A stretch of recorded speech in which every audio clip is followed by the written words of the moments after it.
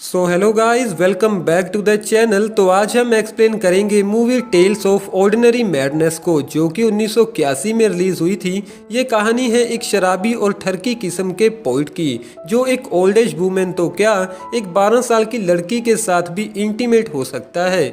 अब चलते हैं आगे, लेकिन उससे पहले आप सब लोग वीडियो को एक लाइक ज़रूर कर दें। मूवी स्टार्ट होती है और हम देखते हैं हमारी मूवी के मेन कैरेक्टर चार्ली को, जो कि एक ओल्ड एज ठरकी पोइट है। और यहाँ पर चार्ली स्टेज पर खड़ा होकर सभी लोगों के साथ अपने थॉट्स को शेयर कर रहा था, जहाँ पर चार्ली कहता है कि हमें सभी चीज़ों को एक स्टाइल में करना चाहिए। दरअसल चार्ली को यहाँ पर शो के मैनेजर ने इनवाइट किया था। अपनी स्पीच के बाद चार्ली नशे की हालत में वापस से अपने होटल रूम में चला जाता है, जहाँ पर एक छोटी लड़की चार्ली के कमरे में थी। चार्ली के पूछने पर वो लड़की बताती है कि मैं अपने घर से भागकर यहाँ पर आई हूँ और प्लीज मुझे कमरे से बाहर मत निकालना। चार्ली के पूछने पर वो लड़की कहती है कि मैं सिर्फ 12 साल की हूँ। इसके बावजूद भी चार्ली उस छोटी लड़की को हवस भरी निगाहों से देखता है और उसे टच करने की कोशिश भी करता है, लेकिन नशे की हालत में होने की वजह से जल्द ही चार्ली को नींद आ जाती है और सुबह चार्ली के उठने से पहले वो छोटी लड़की चार्ली के सारे पैसों को लेकर वहां से गायब हो जाती है।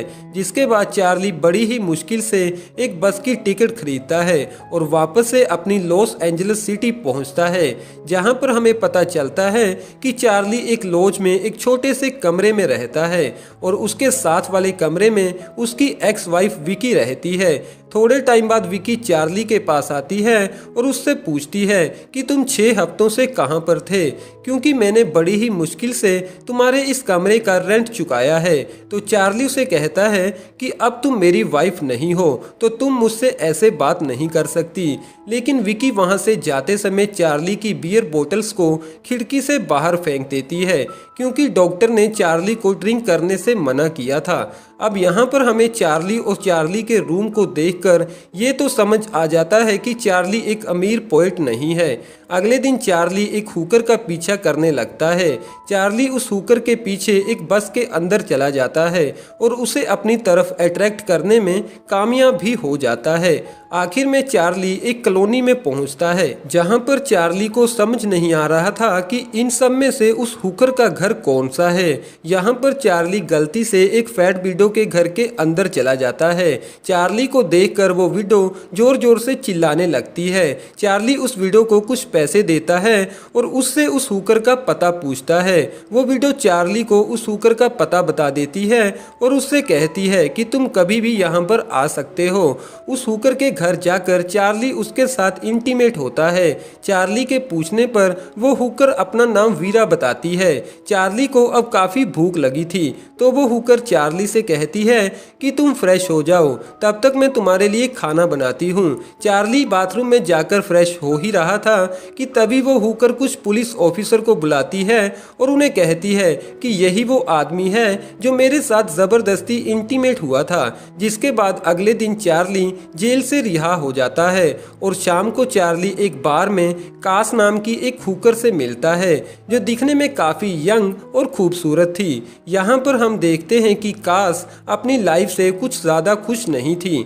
चार्ली कास को अपने साथ अपने घर ले जाता है। कास चार्ली के साथ इंटीमेट होने के लिए तैयार थी, लेकिन चार्ली पूरी रात अपने काम में बिजी था। मगर सुबह होते ही चार्ली ड्रिंक करते हुए कास के साथ इंटीमेट होता है। शाम को कास फिर से चार्ली के पास आती है, लेकिन चार्ली उसे कहता है कि अभी मैं मूड में नहीं हूँ। तो कास उसे कुछ पैसे देते हुए उसे अपने साथ इंटीमेट होने को कहती है और रात को कास एक पुलिस स्टेशन से चार्ली को फोन भी करती है, क्योंकि कास को कुछ पुलिस वालों ने पकड़ लिया था। अगली सुबह चार्ली कास को जेल से रिहा करवा लेता है, जिसके बाद कास वहां से चली जाती है। अब चार्ली मन ही मन में सोचता है कि उसे कास की आदत लग चुकी है, जो उसके लिए अच्छा नहीं है।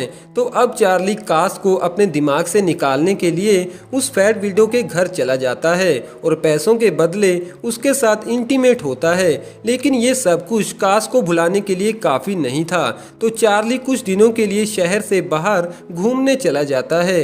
कुछ दिनों बाद चार्ली जैसे ही घर वापस आता है तो उसकी एक्स वाइफ उसे कहती है कि मैं बहुत जल्द अपने नए बॉयफ्रेंड के साथ शादी करने वाली हूँ। और शाम होने पर चार्ली फिर से उस बार में चला जाता है जहाँ पर उसकी मुलाकात फिर से कास के साथ होती है। वो कास से पूछता है कि क्या तुमने मुझे मिस किया, तो कास हाँ बोलती है। जिसके बाद वो दोनों फिर से चार्ली के घर चले जाते हैं। अब चार्ली कास के करीब आने की कोशिश करता है, लेकिन यहाँ पर कास की गर्दन पर एक कट का निशान था। चार्ली के पूछने पर कास बताती है कि ये सब कुछ मैंने खुद किया है क्योंकि मैं अपनी लाइफ से ज़्यादा खुश नहीं हूँ। चार्ली काफ़ी ज़्यादा परेशान हो जाता है तो कास उसे कंफर्ट देते हुए उसे किस करती है।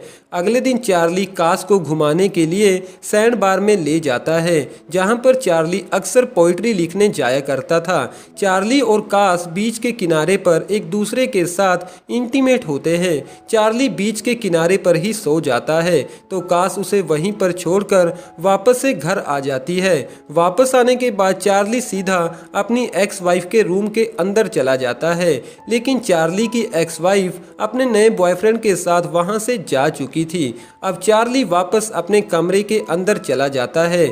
यहाँ पर कास बेड पर लेटी हुई थी। चार्ली कास से कहता है कि तुम्हें मुझे बिन बताए ऐसे वहां से वापस नहीं आना चाहिए था। कास चार्ली को एक लेटर देती है। दरअसल ये लेटर एक प्रोड्यूसर का था जिसने काम के सिलसिले में चार्ली को न्यूयॉर्क बुलाया था। चार्ली कास को कहता है कि मुझे वहां पर जाना होगा और मैं बहुत जल्द तुम्हें भी वहां पर बुला लूंगा, मगर कास अभी भी शांत थी। तो चार्ली देखता है कि कास ने एक मेटल क्लिप को अपने मेन पार्ट पर लगाया हुआ था जो काफी दर्द देने वाला काम था। चार्ली ये देखकर काफी ज्यादा परेशान हो जाता है। चार्ली कास से इसकी वजह पूछता है तो कास कहती है कि मैं नहीं चाहती कि अब कोई भी मेरे करीब आए। जिसके बाद चार्ली बड़ी ही मुश्किल से उस मेटल क्लिप को बाहर निकालता है और अगली सुबह चार्ली उस प्रोड्यूसर के पास चला जाता है। लेकिन चार्ली को अब काफी ज्यादा ड्रिंक करने की लत लग चुकी थी और अब वो अपनी हरकतों से वहां के दूसरे पोइट्स को भी तंग करने लगा था। तो वो प्रोड्यूसर चार्ली को कहता है कि तुम्हें प्रोड्यूसर की नहीं बल्कि एक अच्छे डॉक्टर की ज़रूरत है, और चार्ली को अपनी कंपनी से बाहर निकाल देता है। चार्ली वापस आ जाता है और फिर से उस बार में चला जाता है जहां पर उसे पता चलता है कि कास ने सुसाइड कर लिया था और अब वो इस दुनिया में नहीं है। चार्ली एक आखिरी बार चर्च में कास की डेड बॉडी को देखने के लिए चला जाता है। इन सब के बाद चार्ली की हालत और भी ज़्यादा बुरी हो जाती है। वो दिन भर बस ड्रिंक ही करता रहता था और एक दिन वो लड़खड़ाते हुए उस सैंड बार में पहुंचता है। उस बार की मेड्स चार्ली का काफ़ी अच्छे से ख्याल रखती हैं। अगले दिन वहां पर चार्ली के पास एक यंग लड़की आती है जो चार्ली से पूछती है कि क्या तुम ही पोएट चार्ली हो और क्या तुम मेरे लिए एक पोइम रीड करोगे। चार्ली उस लड़की को टच करते हुए कहता है कि इसके बदले में मुझे क्या मिलेगा। वो दोनों बीच के किनारे चले जाते हैं जहां पर चार्ली उस लड़की के लिए एक पोइम रीड करता है। जिसके बाद वो लड़की चार्ली के साथ इंटीमेट होने के लिए तैयार हो जाती है, जहां पर हमारी ये मूवी खत्म हो जाती है। वेल दोस्तों, कैसी लगी आपको ये वाली मूवी? कमेंट द्वारा अपना कीमती सुझाव हमें ज़रूर दीजिएगा और अभी तक वीडियो को लाइक न किया हो तो वीडियो को एक लाइक ज़रूर कर दें।